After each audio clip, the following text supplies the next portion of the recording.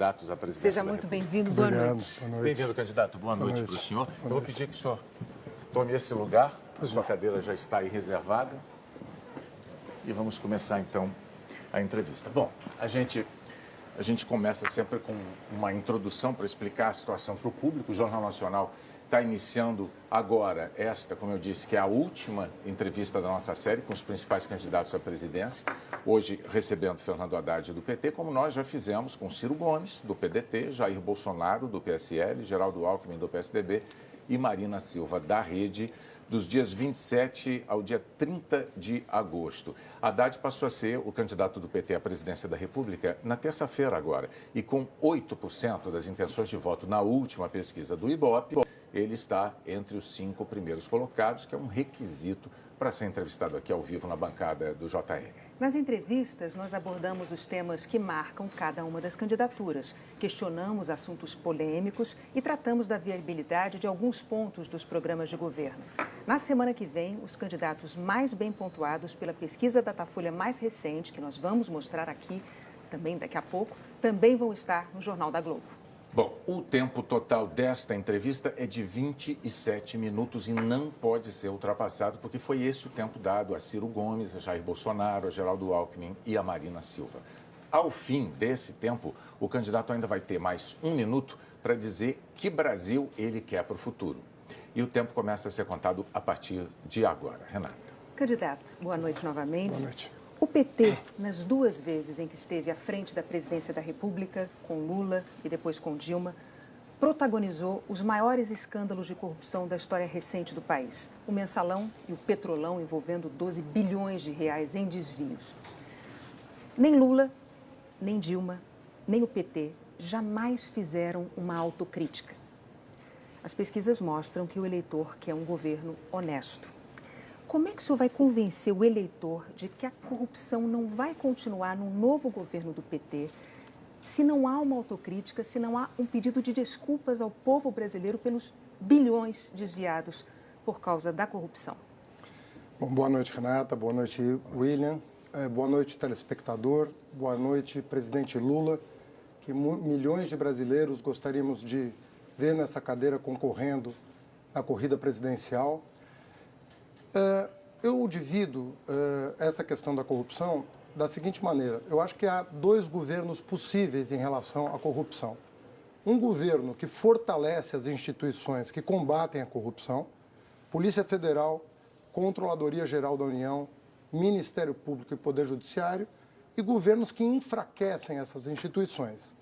Na minha opinião, os governos do PT foram os que mais fortaleceram as instituições que combatem a corrupção. Mas, de fato, candidato, independentemente, com relação a isso, independentemente de ter fortalecido ou não, o fato é que integrantes do governo do PT foram pegos em atos de corrupção pelos mecanismos de controle anticorrupção, independentemente de quem os fortaleceu ou não. Isso é fato.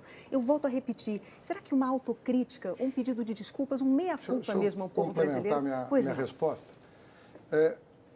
A corrupção na Petrobras, isso no depoimento de vários delatores, testemunhas e colaboradores, ela data de tempos muito remotos, ela remonta à ditadura militar. E todos foram unânimes em dizer que é de muito tempo. Se você não fortalece os mecanismos de combate à corrupção, você não descobre a corrupção. O papel de um governo é, sem tomar partido, sem proteger amigos, sem perseguir adversários, é fortalecer esses mecanismos.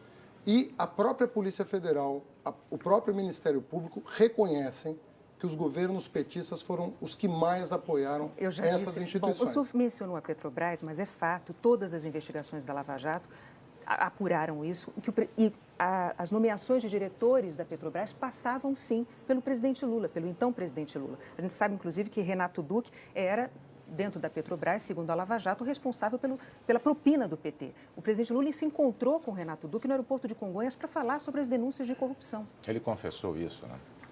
Renato, deixa eu te explicar como é que funciona o governo federal. É muito importante para o telespectador entender a complexidade do governo federal.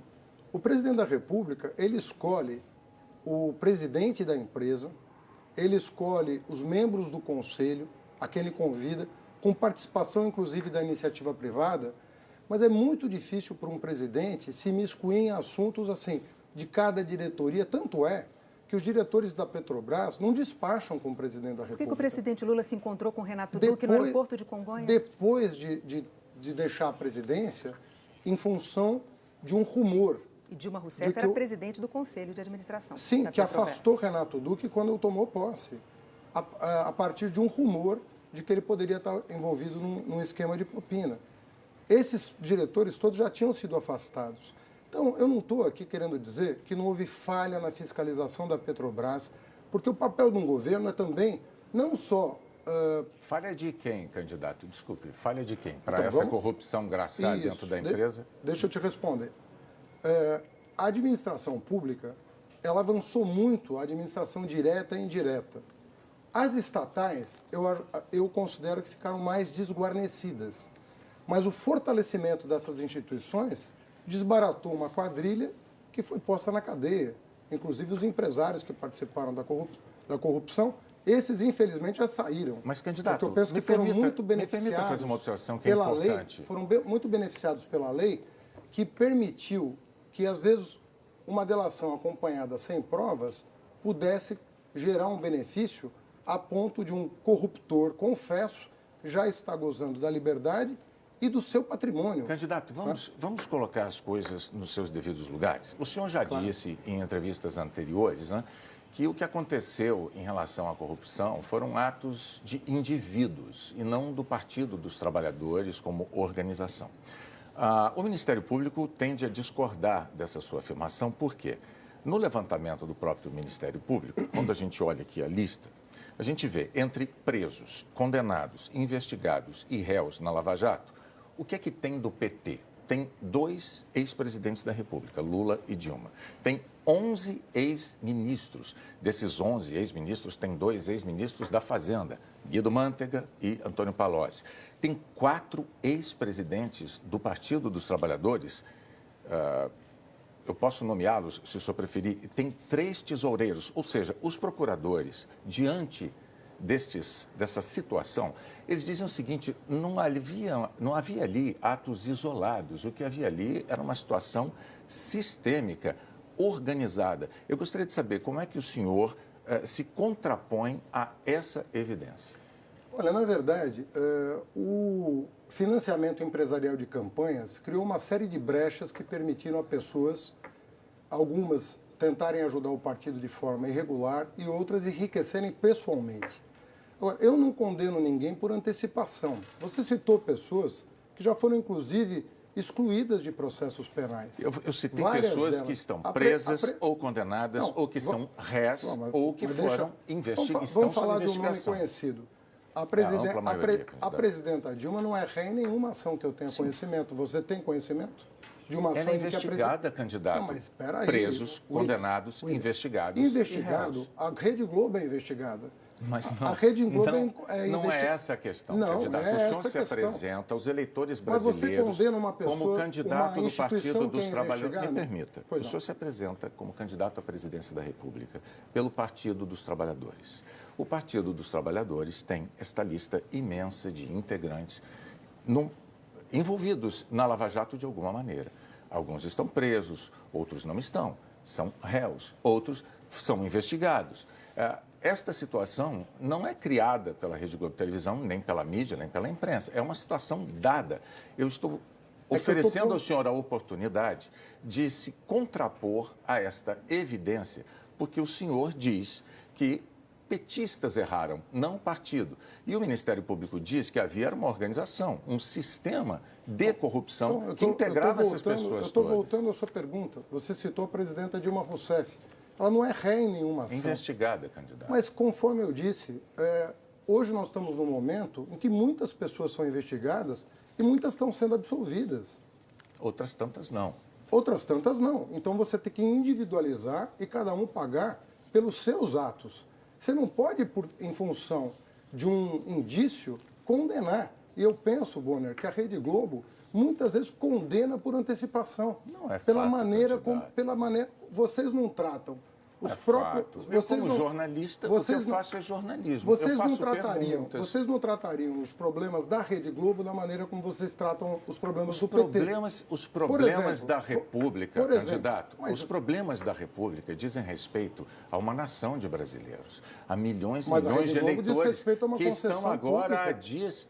Não se trata disso, Nós tivemos problema na Receita Federal da Rede Globo. Candidato, e eu não vou aqui ficar antecipando juízo sobre a Rede Globo. Até porque o senhor está tendo, nesse momento, a oportunidade de explicar para o eleitor brasileiro que está assistindo a entrevista... Eu volto a repetir. Eu entendo que a situação é muito diferente. Eu discordo da sua afirmação de tentar envolver, por exemplo, a presidenta Dilma, pelo fato de que... candidato. Mas é natural. Qual é a pessoa que hoje está na vida pública que não está investigada? Hoje a delação virou uma indústria, Bonner, que todo mundo, para diminuir 80% da pena, fala o que quer sem apresentar provas.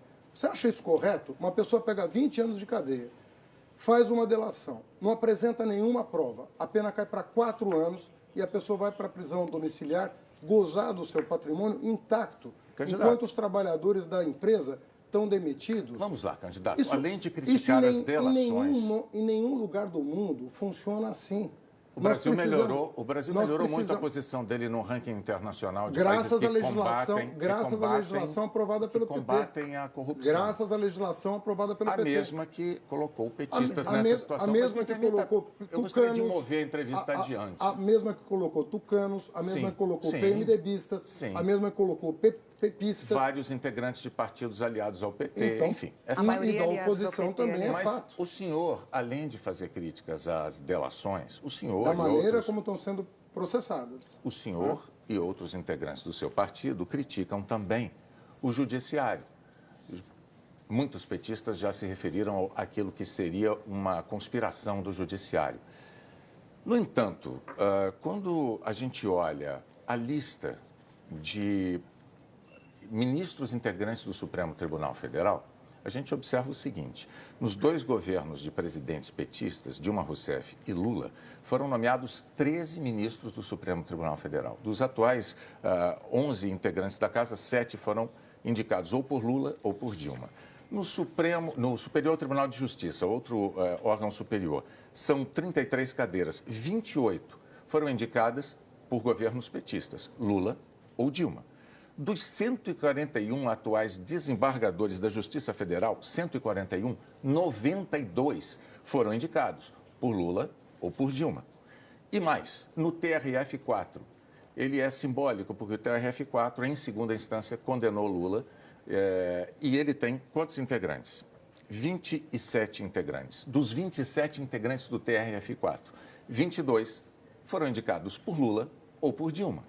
Diante desses números, eu lhe pergunto, houve uma conspiração no judiciário ou houve uma enorme prova de isenção da justiça? Você está perguntando para o Fernando Haddad. Sim, candidato à presidência. Candidato a presidente. Eu vou te dizer. O que você testemunha aqui com esses números é que nós nunca partidarizamos o judiciário. Nunca. O presidente Lula jamais indicou um ministro do Supremo, do STJ, pensando em como esse ministro ia votar. Se ia votar a favor de A ou de B. Se ia perseguir A ou perseguir B. Então não há conspiração, não é, candidato? Calma. Deixa eu responder. Você fez uma longa pergunta, eu quero fazer uma resposta à altura da sua pergunta. Então, o que a sua pergunta demonstra, por números, é que nós nunca partidarizamos o judiciário. Isso não significa que o judiciário não possa errar. E é em função dos erros judiciários... Errar ou conspirar, candidato? Errar. Você está perguntando a minha opinião. Eu nunca usei a palavra conspirar. Foram muitos os petistas que recorreram a essa expressão. Você diga o nome e eu não vou responder por ninguém. Não é necessário. O que eu digo a você é que o judiciário tanto pode errar que os recursos são previstos na nossa Constituição para corrigir os erros do judiciário. Se ele fosse infalível, bastava juiz de primeira instância. Agora, candidato... Você não precisava de recurso. Candidato, o seu nome foi citado na delação da Odebrecht, o seu nome. O seu nome foi citado na delação também de Mônica Moura e da UTC, de Ricardo Pessoa. Muito bem. O senhor acabou de ser denunciado pelo Ministério Público nessa semana por corrupção passiva, lavagem de dinheiro, formação de quadrilha. O senhor e mais 4 pessoas, entre elas, inclusive, o ex-tesoureiro do PT, João Vacari. O senhor portanto, denunciado na Lava Jato. Isso não o constrange como candidato à presidência da República? Olha, se o que foi anunciado pela própria imprensa for verdade, a não ser que vocês tenham subvertido os fatos... Nós nunca fazemos isso, candidato. A Odebrecht e a UTC teve o túnel da Avenida Roberto Marinho suspensa no meu segundo mês de mandato. Eu tinha exatos 44 dias à frente da Prefeitura de São Paulo, quando eu suspendi uma obra por indícios de superfaturamento. Essas duas empresas resolveram me retaliar e, sem apresentar nenhuma prova, foram ao Ministério Público denunciar o que seria o pagamento de uma despesa de campanha que eles não provaram até hoje. 2.600.000. Esses promotores que me denunciaram, estão eles sendo investigados pelo Conselho do Ministério Público por terem entrado com uma ação faltando 30 dias para a eleição. Isso é um fato inédito na história do Ministério Público. O senhor e outros candidatos também reclamam, fazem essa reclamação, mas o Ministério Público só... É o Ministério Público, por meio do seu Conselho Nacional, abrindo o expediente para entender por que esses membros do Ministério Público, que tiveram 3 anos para me chamar, para levar a documentação que eu já anunciei, há 30 dias da eleição, tomam uma medida como essa. O Ministério Público lembrando que eu não conheço que a Justiça não pode único se pautar empreiteiro. pelo calendário eleitoral. Candidato. Mas é o que ela se faz. Mas é o que ela faz. Mas, candidato... As ações que são promovidas contra prefeitos, por exemplo, nesse país, é sempre ano par, às vésperas de eleição. Candidato, Virou uma espécie de indústria, uma indústria partidária. Bom, isso aí a Corregedoria do Ministério Público haverá de investigar. O Conselho Nacional vai investigar. O senhor contou aqui que o senhor cancelou a obra do túnel em São Paulo, uma obra que era de interesse da UTC. O senhor cancelou. E da Odebrecht. O senhor fez isso com 44 dias de governo. Sim. No entanto, 2 meses depois, em abril, a Prefeitura de São Paulo, o senhor prefeito, assinou uma obra, ou concedeu uma obra à Constran. Camargo Correia, Constran. Constran pertence à UTC. O senhor fez isso 2 meses depois. Sim, eu licitei uma obra que é um terminal de Itaquera. Um terminal de Itaquera. Sim, da mesma UTC. O senhor está argumentando que não faria sentido, não faria o menor sentido o senhor se beneficiar de ter suas dívidas de campanha pagas pela UTC, porque o senhor cancelou uma obra da UTC. Eu estou dizendo ao senhor que depois de cancelar esta obra da UTC, 2 meses depois, o senhor deu outra obra para a UTC. Não, eu não dei outra obra para a UTC, porque a UTC não foi escolhida por mim. Foi escolhida por o secretário que licitou a obra por meio de uma comissão de licitação. E essa obra que você se refere não tinha, na época, e não tem hoje, nenhum indício de superfaturamento. Você cancela a obra com indício de superfaturamento, o que só foi comprovado... Foi a UTC que tocou a obra, não no consórcio não, Camargo Correia. Não, era 70%, Constran, 30%. Senhor. Constran, candidato. Constran William, é o braço da UTC. O consórcio era 70%, 30%. 30 Constran, 30 Constran, 70 Camargo. Constran, UTC. Agora, detalhe. Na confissão da UTC e da Odebrecht, eles só assumem o superfaturamento justamente na obra que eu cancelei. Sabe quantos milhões nós deixamos de gastar a mais nessa obra que foi suspensa e nunca retomada? 300 milhões de reais. Candidato, sabe quanto que nós economizamos desbaratando a máfia do ISS, que envolvia todas as construtoras de São Paulo com os fiscais da prefeitura? 500 milhões de reais. Você sabe quanto que nós poupamos com a inspeção veicular que a Controlar tinha na cidade de São Paulo? Candidato, agora, desculpe, eu acho que o Boni já está satisfeito com... O senhor já respondeu a pergunta dele. Mas eu não estou. Sim, mas é que a entrevista tem que andar, candidato, senão, se o senhor quando é a ficar sua falando... honra que está em jogo, você decide. Quando é a minha, eu decido. No primeiro ano de gestão, foram 3 esquemas desbaratados na Prefeitura de São Paulo pela Controladoria que eu criei e que o meu sucessor desmontou. Então vamos falar... E, por fim, a Gráfica Paga deu depoimento de que não prestou os serviços que a UTC pagou para a minha campanha. Então vamos... Só isso. Justamente sobre a prefeitura. O presidente Lula indicou em várias eleições, para eleições, candidatos até então pouco conhecidos da imensa maioria do eleitorado. Os analistas costumam até ter um nome para esse tipo de candidato, candidato poste. Indicou em 2012 o senhor para a prefeitura, para se candidatar à prefeitura de São Paulo. O senhor se elegeu. E 4 anos depois, o senhor tentou se reeleger não mais como um candidato desconhecido, mas como alguém que tinha administrado por 4 anos a maior cidade do país. E o senhor perdeu a eleição. Aliás, o senhor foi o primeiro prefeito o primeiro candidato à reeleição da história da cidade de São Paulo a perder uma reeleição ainda em primeiro turno. Ou seja, a maioria do eleitorado paulistano desaprovou a sua administração. Eu lhe pergunto, por que os eleitores devem acreditar que agora, apenas 2 anos depois, de novo, o presidente Lula o indica, isso é um ungido do presidente Lula, como candidato à presidência da República, e o senhor não vai ter, de novo, a administração reprovada pela maioria do eleitorado? Bom, por que o presidente Lula me indicou como candidato a prefeito de São Paulo? Porque, na visão dele, eu fui o melhor ministro do seu governo, tendo saído no dia 24 de janeiro de 2012 como o ministro mais bem avaliado do governo mais bem avaliado da história. O ProUni, fomos nós que criamos, 126 cidades brasileiras receberam universidades federais. Então, por que o senhor perdeu a eleição? Perdão, 214 cidades receberam escolas técnicas. Nós construímos mais de 1.500 creches, compramos mais de 37 mil ônibus escolares com um programa que eu criei chamado Caminho da Escola. Não existe um município do Brasil que não tenha recebido algum benefício do Ministério da Educação. Foi por isso que ele me escolheu para prefeito de São Paulo e eu ganhei do candidato presidencial do PSDB, que perdeu a eleição. Candidato. Em 2016, entrando na sua pergunta, foi um ano muito atípico na cidade de São Paulo.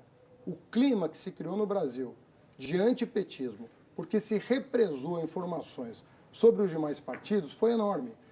E o que aconteceu em 2016? O Temer assumiu a presidência da República e o Tasso Gereissati, ex-presidente tucano, admitiu ontem em entrevista que o maior erro do PSDB foi ter contestado as eleições de 2014, foi ter aprovado pautas bombas contra o governo da Dilma e ter embarcado no governo Temer. Então o senhor está dizendo que os eleitores não sabem votar. Em 2016... Eles puniram o senhor com a não eleição. Em 2016, esse país tirou uma presidenta legitimamente eleita do poder, colocou o Temer, que atraiu com um programa completamente diferente, e elegeu o João Dória na Prefeitura de São Paulo. O senhor atribui a isso a sua derrota eleitoral, pergunte hoje para os eleitores de São Paulo o que eles acham do meu sucessor.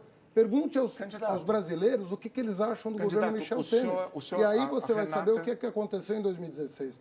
Aconteceu uma indução a erro. Então, esta indução a erro foi um erro do eleitor. O eleitor foi induzido a erro. Então, o senhor disse que o eleitor votou errado.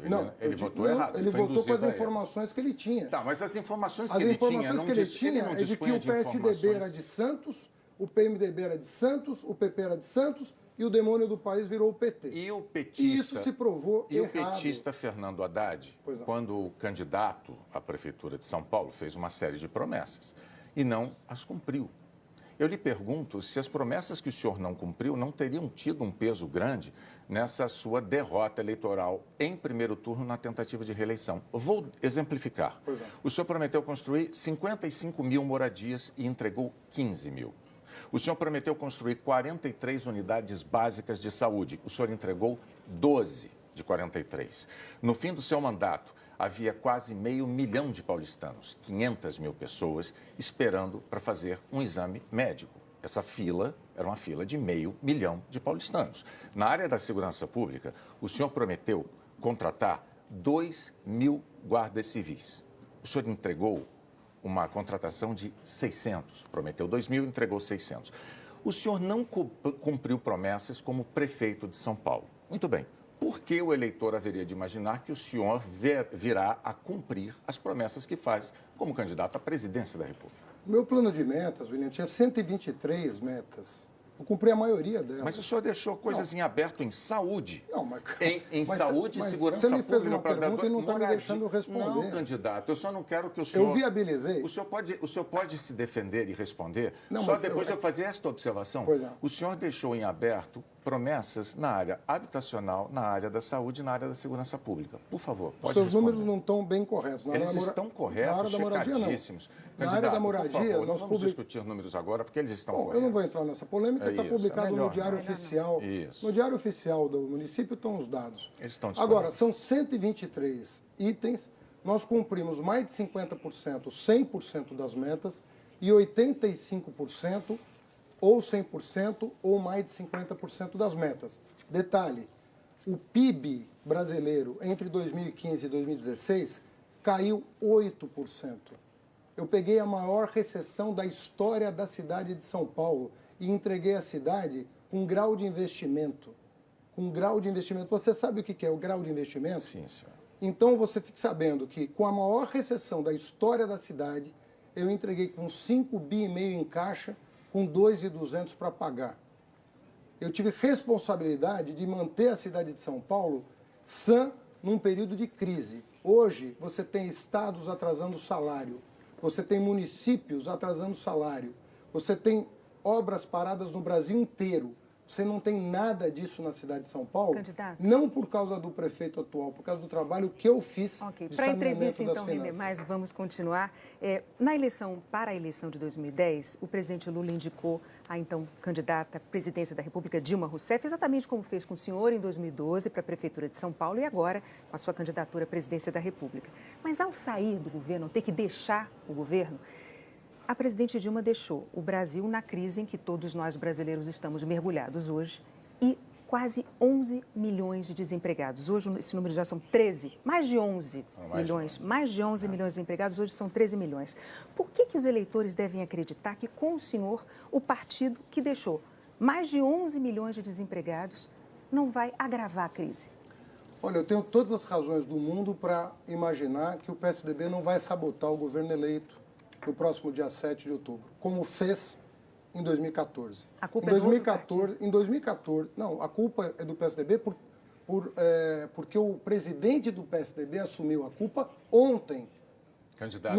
Assumiu a culpa ontem no jornal de grande circulação. Isso não se sustenta, candidato. Em 2014... Dá licença, eu vou reproduzir a fala do Tasso Gereissati ontem na Folha de São Paulo. Candidato. O Tasso Gereissati falou, nós cometemos 3 erros. Nós, pela primeira vez, questionamos um resultado eleitoral no Brasil. Isso é um crime contra a democracia. Não se faz.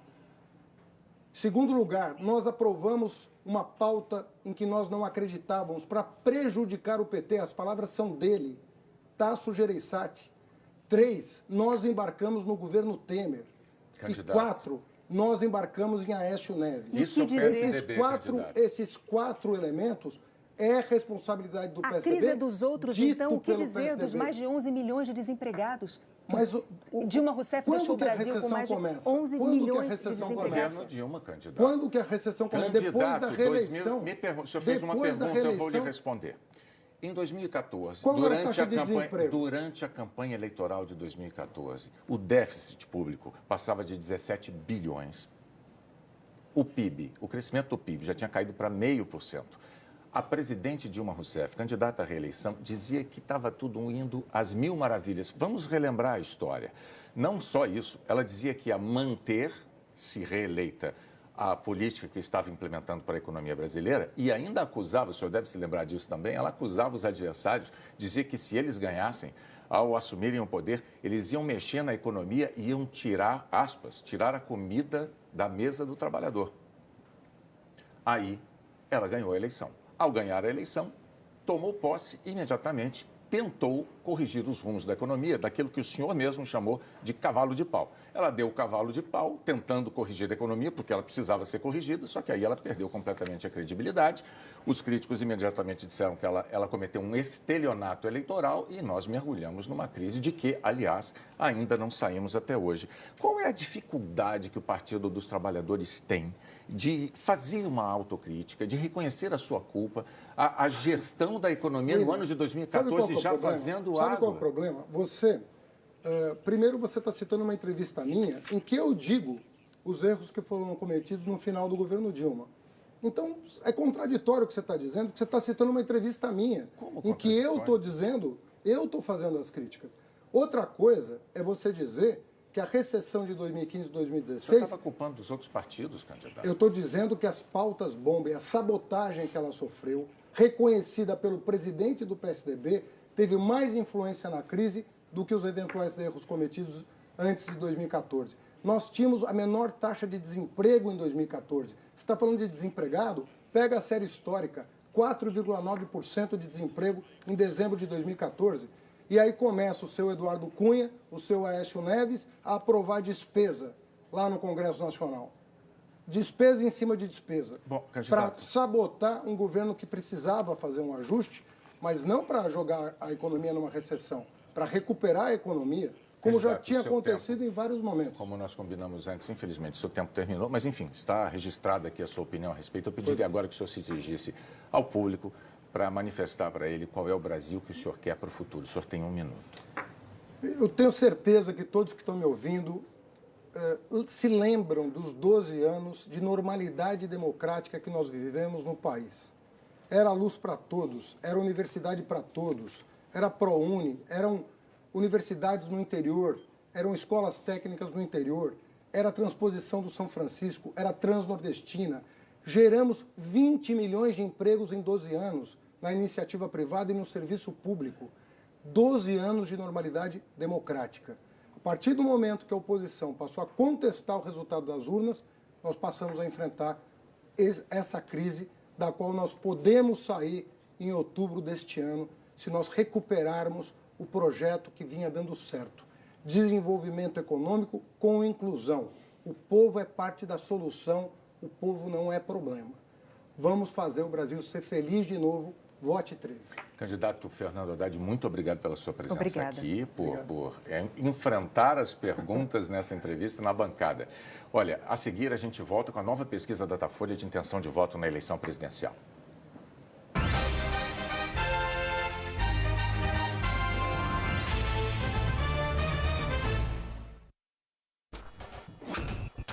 Movimentar é